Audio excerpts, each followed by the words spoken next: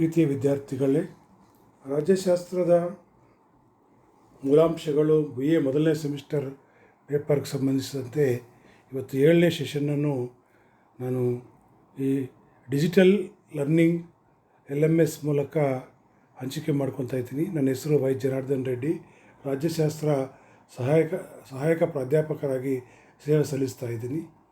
Today I am sharing the 7th session for a BA Political Science. The topic is the relation between the political science and economics. ಎರಡು ರಾಜ್ಯಶಾಸ್ತ್ರಕ್ಕೆ ಮತ್ತು ಅರ್ಥಶಾಸ್ತ್ರಕ್ಕಿರುವ ವ್ಯತ್ಯಾಸಗಳನ್ನು ಕುರಿತು, ಸಂಬಂಧಗಳನ್ನು ಕುರಿತು ಅಧ್ಯಯನ ಮಾಡಬೇಕಾಗಿದೆ. ಸೆಷನ್ ಔಟ್ಲೈನ್ ಏನಪ್ಪ ಅಂದರೆ, the relation between the political science and social economics and the similarities and dissimilarities between the two. ಎರಡು ರಾಜ್ಯಶಾಸ್ತ್ರ ಮತ್ತು ಅರ್ಥಶಾಸ್ತ್ರ ನಡುವಿನ ಸಂಬಂಧಗಳು ಮತ್ತು ಎರಡು ನಡುವಿನ ವ್ಯತ್ಯಾಸಗಳು ಅಥವಾ ತಾರತಮ್ಯಗಳ ಕುರಿತು ಚರ್ಚೆ ಮಾಡೋಣ. I am going to present on difference and similarities between the political science and economics. ಈ ಸೆಷನ್ ಮೂಲ ಉದ್ದೇಶ, students will able to understand the importance of political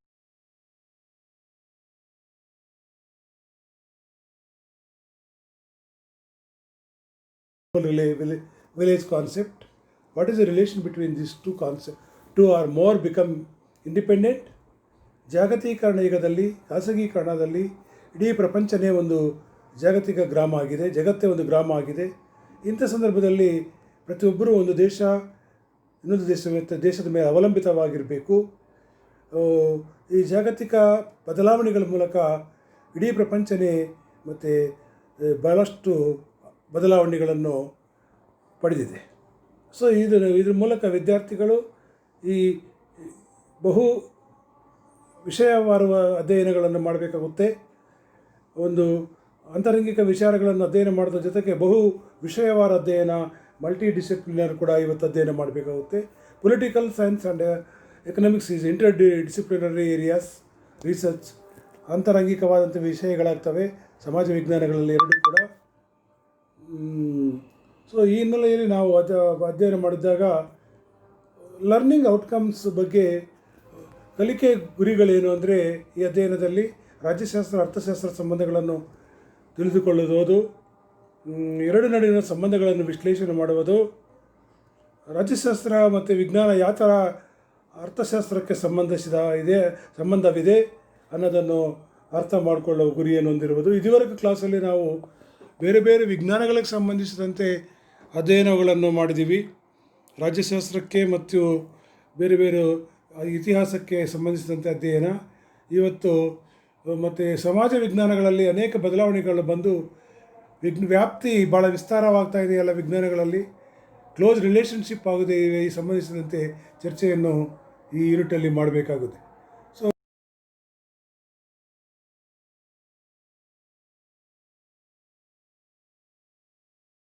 so ಭಾವ ಸಂಬಂಧ ಇದೆ ಅಂತ ಹೇಳಿದ್ದೀವಿ. ಮತ್ತು political science economics. Political science is one of the social science regarding the practice and theory of the politics. ರಾಜ್ಯಶಾಸ್ತ್ರ ಅನ್ನೋದು ಒಂದು ಸಮಾಜ ವಿಜ್ಞಾನ. ರಾಜಕೀಯಕ್ಕೆ ಸಂಬಂಧಿಸಿದಂತೆ ಮತ್ತು ಅನೇಕ ಸೈದ್ಧಾಂತಿಕ ಮತ್ತು ಅನುಪ್ರಯುಕ್ತವಾದಂಥ ಅಧ್ಯಯನ ಮಾಡುವುದು ರಾಜಕೀಯ ಸಿದ್ಧಾಂತ. ಅದರಡಿಯಲ್ಲಿ ರಾಜಕೀಯ ವ್ಯವಸ್ಥೆಗಳು, ರಾಜಕೀಯ ವರ್ತನೆ ಅಧ್ಯಯನ ಮಾಡ್ತದೆ. Political analysis about the political system, political behaviour. It is not self contained science. ಇದು ಯಾವುದೋ ತನ್ನ ಅಭಿವೃದ್ಧಿಯನ್ನು ನಿಯಂತ್ರಿಸುವ ವಿಜ್ಞಾನ ಅಲ್ಲ. ಇದು ತನ್ನ ವ್ಯಾಪ್ತಿಯನ್ನು ತಾನೇ ವಿಜ್ಞಾನವನ್ನು ಬಳಸ್ಕೋಬೇಕು, ಬೇರೆ ವಿಜ್ಞಾನಗಳನ್ನು ಅಂಗೀಕಾರ ಮಾಡುವುದಿಲ್ಲ ಅಂತ ಹೇಳೋದಿಲ್ಲ. ಪ್ರತಿ ವಿಜ್ಞಾನದಲ್ಲಿರುವ ವಿಚಾರಗಳು ಕೂಡ ತನಗೆ ಅನ್ವಯ ಮಾಡುವ ಒಂದು ವಿಜ್ಞಾನ ಆಗಿದೆ. They are interdependent and inter related. ಎರಡು ವಿಜ್ಞಾನಗಳ ನಡುವಿನ ಅವಲಂಬಿತವಾದಂಥ ಸಂಬಂಧ, ಎರಡಕ್ಕೆ ಮತ್ತು ಅಂತರಂಗಿಕವಾಗಿ ಸಂಬಂಧವನ್ನು ಹೊಂದಿದ್ದಾವೆ. ಸೊ ಕೊಟೇಶನ್ಸ್ ಕೆಲವು ಪರಿಶೀಲಿಸಿದಾಗ, economics is a science which studies human behaviour as a relation between ends and scarce means which have alternative uses ಅಂತ ರಾಬಿನ್ಸನ್ ಅವರು ಹೇಳ್ತಾರೆ. ರಾಬಿನ್ಸನ್ ಅವರು ಅರ್ಥಶಾಸ್ತ್ರ ಕೂಡ ಒಂದು ವಿಜ್ಞಾನನೇ. ಇದು ಮಾನವನ ವರ್ತನ, ಮಾನವನ ಬೇಡಿಕೆಗಳಿಗೆ ಮತ್ತು ಆ ಬೇಡಿಕೆಗಳು ಈಡೇರಿಸ್ಕೊಳ್ಳೋಕ್ಕಿರುವ ಸಂಪನ್ಮೂಲಗಳಕ್ಕೆ ನಡುವಿನ ಕೊರತೆ ಇದೆ. ಆಘಾತ ಇದೆ. ಅವು ಯಾವ ಸಂದರ್ಭದಲ್ಲಿ ವ್ಯಕ್ತಿ ಆ ಬೇಡಿಕೆಗಳು ಈಡೇರಿಸ್ಕೊಳ್ಳೋಕ್ಕೆ ಇರುವ ಪರಿಮಿತವಾದಂಥ ನೈಸರ್ಗಿಕ ಸಂಪನ್ಮೂಲಗಳನ್ನು ಬಳಕೆ ಮಾಡ್ಕೊತಾನೆ, ಅದಕ್ಕಿರುವ ಪರ್ಯಾಯವಾದಂಥ ವ್ಯವಸ್ಥೆಗಳು ಯಾವುವು ಅನ್ನೋದನ್ನು ಪರಿಶೀಲನೆ ಮಾಡ್ತಾನೆ ಅಂತ ಹೇಳಿದ್ದಾರೆ. Marshal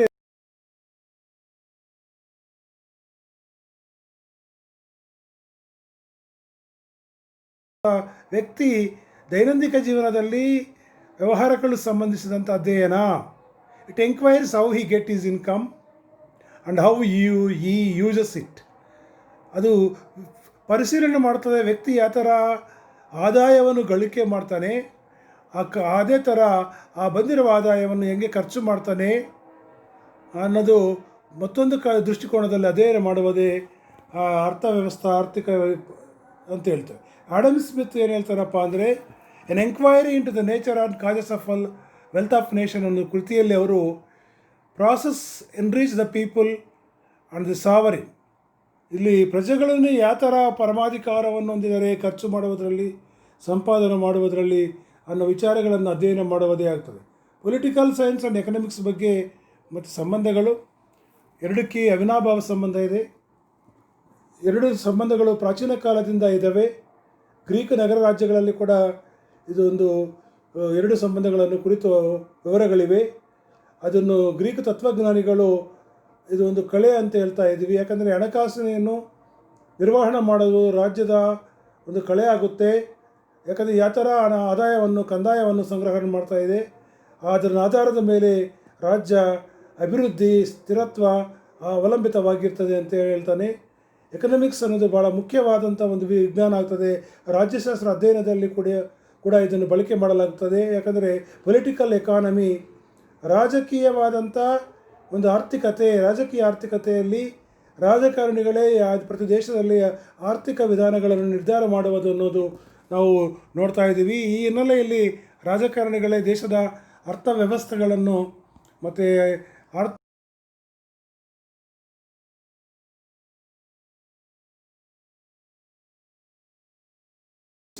so ಇಂಟರ್ಡಿಪೆಂಡೆಂಟ್. ರಾಜಕೀಯ ಆರ್ಥಿಕ ವ್ಯವಹಾರಗಳು ಸಾಮಾಜಿಕ ಜೀವನದಲ್ಲಿ ಒಂದು ಪರಸ್ಪರ ಅವಲಂಬಿತವಾಗಿರ್ತವೆ. Closely related to each other. ಎರಡಕ್ಕೆ ಸಮೀಪವಾದಂಥ ಒಂದು ಸಂಬಂಧ ಇದೆ. One cannot think existence of without taking into consideration of the other. ಯಾವೊಂದು ವಿಜ್ಞಾನ ಕೂಡ ಇನ್ನೊಂದು ವಿಜ್ಞಾನವನ್ನು ಪರಿಶೀಲಿಸಲಾರದೆ ಅರ್ಥ ಮಾಡಿಕೊಳ್ಳುವುದು ಕಷ್ಟ ಆಗ್ತದೆ. ಅದು ಪರಿಶೀಲನೆ ಮಾಡಬೇಕಾದ್ರೆ ಇನ್ನೊಂದು ವಿಜ್ಞಾನವನ್ನು ಕೂಡ ನಾವು ನೋಡಬೇಕಾಗುತ್ತೆ. ಅರಿಸ್ಟಾಟಲು ಪಾಲಿಟಿಕ್ಸ್ ಅನ್ನೋ ಕೃತಿಯಲ್ಲಿ ಈ ಆರ್ಥಿಕತೆ ವ್ಯವಸ್ಥೆ ಅರ್ಥವಿಧಾನಗಳನ್ನು ಒಂದು ಕಲೆ ಅಂತ ಹೇಳಿದ್ದಾರೆ. ಪ್ರತಿ ಮನೆಯಿಂದ ಹಿಡಿದು ದೇಶದ ಮತ್ತು ರಾಜ್ಯದವರೆಗೂ ಅಂತಾರಾಷ್ಟ್ರೀಯ ಮಟ್ಟದವರೆಗೂ ಈ ರಾಜಕೀಯ ಮತ್ತು ಹಣಕಾಸಿನ ನಿರ್ವಹಣಾ ಎರಡೂ ಕೂಡ ಪರಸ್ಪರ ಅವಿಭಾಜ್ಯವಾಗಿರ್ತವೆ. ಅವನ್ನು ವಿಂಗಡಣೆ ಮಾಡೋಕ್ಕಾಗಲ್ಲ, ಸಪರೇಟ್ ಮಾಡೋಕ್ಕಾಗಲ್ಲ. ಪೊಲಿಟಿಕಲ್ ಫಿಲಾಸಫಿಯಲ್ಲಿ ಅವರು ಹೇಳ್ತಾರೆ, ರಾಜಕೀಯ ತತ್ವದಲ್ಲಿ ಆರ್ಥಿಕ ವ್ಯವಸ್ಥೆ ಅರ್ಥಶಾಸ್ತ್ರ ಕೇವಲ ಆರ್ಥಿಕವಾದಂಥ ಚಟುವಟಿಕೆಗಳನ್ನು ಮಾತ್ರ ವ್ಯಕ್ತಿಗೆ ಸಂಬಂಧಿಸಿದಂತೆ ಅಧ್ಯಯನ ಮಾಡುವುದಲ್ಲ. ಅದು ಉತ್ಪಾದನೆ ಮತ್ತು ಸರಬರಾಜು ಮತ್ತು ನಾಗರಿಕರಿಗೆ ಬೇಕಾಗಿರುವ ವಿನಿಮಯಗಳನ್ನು ಮಾರಕಗಳನ್ನು ನಿರ್ಧರಿಸುವ ಒಂದು ವ್ಯವಸ್ಥೆ ಆಗಿದೆ, ಒಂದು ಅಧ್ಯಯನ ವಿಷಯವಾಗಿದೆ. It is not only studying about the economic activity of the individual income and spending. Beyond that, what is the production, how the distribution, how the exchange of this mechanism. Today it is going to be beyond that. The welfare states are going to be turned into the development States ಇವತ್ತು ಮತ್ತು ಅಭಿವೃದ್ಧಿ ರಾಜ್ಯಗಳಾಗಿದ್ದಾವೆ. ಈ LPG ಒಂದು ಹಂತದಲ್ಲಿ ಆರ್ಥಿಕ ವಿಧಾನಗಳು ಭಾಳ ಮುಖ್ಯವಾದಂಥ ರಾಜಕೀಯ ನಿರ್ಧಾರಗಳು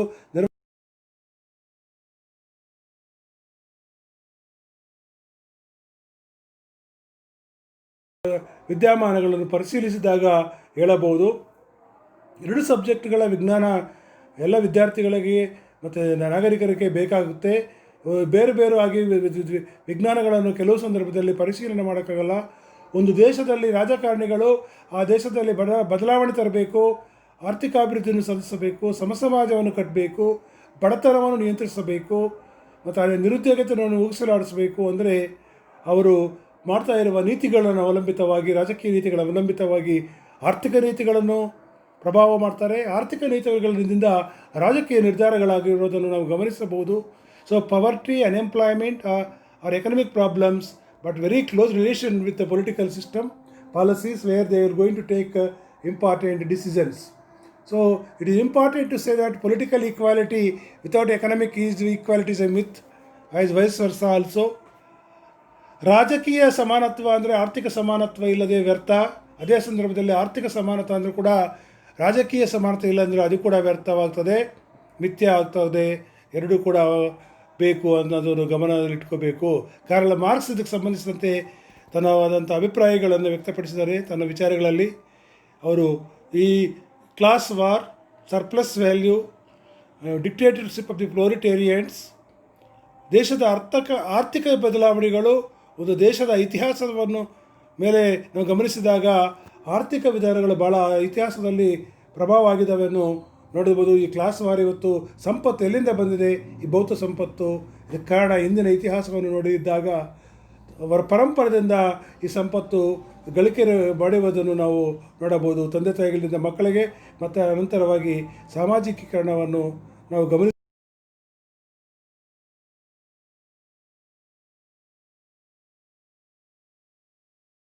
ಮಾಡ್ತದೆ. ಕಾಂಪ್ಲಿಮೆಂಟರಿ ಟು ಈಚ್ ಅದರ್, ಪೂರಕವಾಗ್ತದೆ. ಒಂದು ವಿಜ್ಞಾನ ಇನ್ನೊಂದು ವಿಜ್ಞಾನವನ್ನು ಅಭಿವೃದ್ಧಿಪಡಿಸೋಕ್ಕೆ ಅವಲಂಬಿತವಾಗ್ತವೆ. ಉದಾಹರಣೆಗೆ ಕಾಫಿ ಚೆನ್ನಾಗಿರಬೇಕಂದ್ರೆ ಟೀ ಚೆನ್ನಾಗಿರಬೇಕು, ಟೀ ಪೌಡ್ರು. ಕಾಫಿ ಚೆನ್ನಾಗಿರ್ಬೇಕಂದ್ರೆ ಕಾಫಿ ಪೌಡ್ರ್ ಚೆನ್ನಾಗಿರಬೇಕು, ಹಾಲು ಕೂಡ ಚೆನ್ನಾಗಿರಬೇಕು. ಹಾಲೊಂದು ಚೆನ್ನಾಗಿದ್ದರೆ ಕಾಫಿ ಪೌಡ್ರ್ ಚೆನ್ನಾಗಿಲ್ಲ ಅಂದರೆ ಟೇಸ್ಟು ಕಾಫಿ ಚೆನ್ನಾಗಿರೋದಿಲ್ಲ. ಆ ಸಂದರ್ಭದಲ್ಲಿ ರಾಜಕೀಯ ನೀತಿಗಳು ಚೆನ್ನಾಗಿರಬೇಕು, ಆರ್ಥಿಕ ನೀತಿಗಳು ಎರಡೂ ಕೂಡ ಹೊಂದಿಕೊಂಡು ಪೂರಕವಾಗಿ ಹೋಗಿದ್ದರೆ ದೇಶದ ಆರ್ಥಿಕ ವ್ಯವಸ್ಥೆ ಚೆನ್ನಾಗಾಗ್ತದೆ ಅಂತ ಹೇಳ್ಬೋದು. ವ್ಯತ್ಯಾಸಗಳನ್ನು ಪರಿಶೀಲಿಸಿದಾಗ ರಾಜ್ಯಶಾಸ್ತ್ರ ಮತ್ತು ರಾಜಕೀಯ ವಿಚಾರಗಳನ್ನು ಸರ್ಕಾರ ಮತ್ತು ರಾಜ್ಯ ಕುರಿತು ಅಧ್ಯಯನ ಮಾಡ್ತದೆ. ಅರ್ಥಶಾಸ್ತ್ರ ಪ್ರೊಡಕ್ಷನ್, ಡಿಸ್ಟ್ರಿಬ್ಯೂಷನ್, ಕನ್ಸಂಪ್ಷನ್ ಬಗ್ಗೆ ಅಧ್ಯಯನ ಮಾಡ್ತದೆ. ಸಂಪತ್ತು, ಸರಬರಾಜು, ಉತ್ಪಾದನೆಗೆ ಸಂಬಂಧಿಸಿದಂತೆ ಅಧ್ಯಯನ ಮಾಡ್ತದೆ. ಆರ್ಥಿಕ ವ್ಯವಸ್ಥೆ primary, it is concerned with economic activity. ಆರ್ಥಿಕ ವಿಜ್ಞಾನದಲ್ಲಿ ವ್ಯಕ್ತಿಯ ಆರ್ಥಿಕ ವ್ಯವಹಾರಗಳನ್ನು ಮಾತ್ರ ಅಧ್ಯಯನ ಮಾಡ್ತದೆ. ರಾಜಕೀಯ ವ್ಯವಹಾರಗಳಲ್ಲಿ ಈ ಎಲ್ಲ ವಿಜ್ಞಾನಗಳನ್ನು ಕೂಡ ಎಲ್ಲ ಚಟುವಟಿಕೆಗಳನ್ನು ಪರಿಶೀಲನೆ ಮಾಡಬೇಕಾಗುತ್ತೆ. ಈ ಆರ್ಥಿಕ ವ್ಯವಸ್ಥೆಯಲ್ಲಿ ವ್ಯಕ್ತಿ ಹಣಕಾಸಿನ ಸಂಬಂಧಿ ವಿಚಾರಗಳನ್ನು ಅಧ್ಯಯನ ಮಾಡ್ತದೆ. ಮಾನವ ಜೀವನದಲ್ಲಿ ಪೊಲಿಟಿಕಲ್ ಸೈನ್ಸಲ್ಲಿ ಎಲ್ಲ ವಿಜ್ಞಾನಕ್ಕೆ ಸಂಬಂಧಿಸಿದಂತೆ ಅಧ್ಯಯನವನ್ನು ಮಾಡುವುದನ್ನು ನಾವು ಗಮನಿಸಬಹುದು. ಅದೇ ಸಂದರ್ಭದಲ್ಲಿ ಮತ್ತು ಆಡಮ್ ಸ್ಮಿತ್ ಹೇಳಿದ್ದಂಗೆ ವ್ಯಕ್ತಿ ರಾಜಕೀಯ ಜೀವಿ ಯಾವಾಗ ಆಗ್ತಾನೋ ಆರ್ಥಿಕ ಜೀವಿ ಕೂಡ ಆಗ್ತಾನೆ. Man is not only political animal but also economic animal. ಒಂದು ದೇಶದ ಆರ್ಥಿಕ ನೀತಿಗಳು ಆ ದೇಶದ ಬೆಲೆಗಳನ್ನು ನಿರ್ಧಾರ ಮಾಡ್ತದೆ. ಅದೇ ಸಂದರ್ಭದಲ್ಲಿ ಆ ಆರ್ಥಿಕ ನೀತಿಗಳನ್ನು ತಯಾರು ಮಾಡುವ ರಾಜಕೀಯ ಬುದ್ಧಿಜೀವಿಗಳು ಕೂಡ ವ್ಯಕ್ತಿ ಮೌಲ್ಯಗಳನ್ನು, ಜೀವನವನ್ನು ಬದಲಾವಣೆ ಮಾಡೋಕ್ಕೆ ಅವರು ಕೂಡ ಕಾರಣ ಆಗ್ತಾರೆ. ಸೊ ಎಕನಾಮಿಕ್ಸ್ ಅನ್ನೋದು ಡಿಸ್ಕ್ರಿಪ್ಟಿವ್ ಆದ ಅಧ್ಯಯನ ಆಗ್ತದೆ, ಒಂದು ಪ್ರಬಂಧ ಮೂಲಕವಾದಂಥ ಅಧ್ಯಯನ ಮಾಡ್ತದೆ. ಪೊಲಿಟಿಕಲ್ ಸೈನ್ಸ್ ಮೇನ್ಲಿ ಸೈದ್ಧಾಂತಿಕ ವಿಚಾರಗಳನ್ನು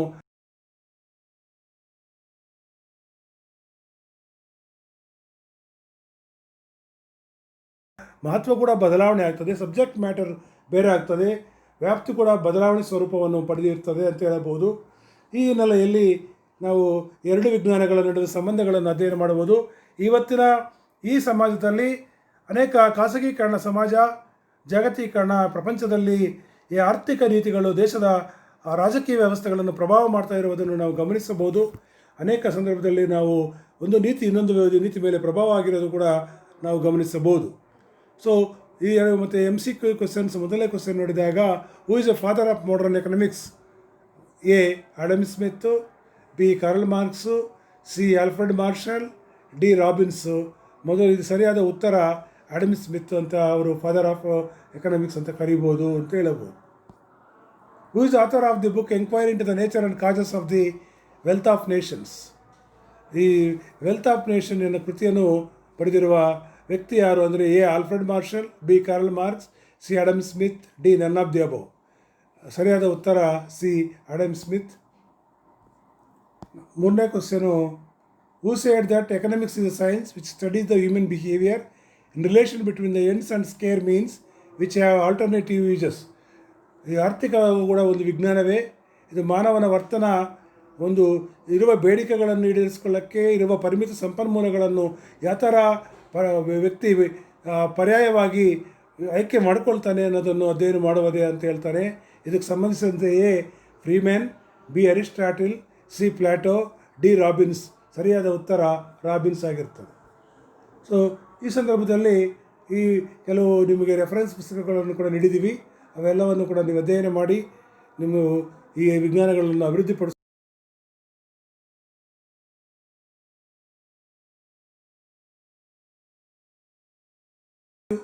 ರೋನ್ ಅಂಡ್ ಆಲ್.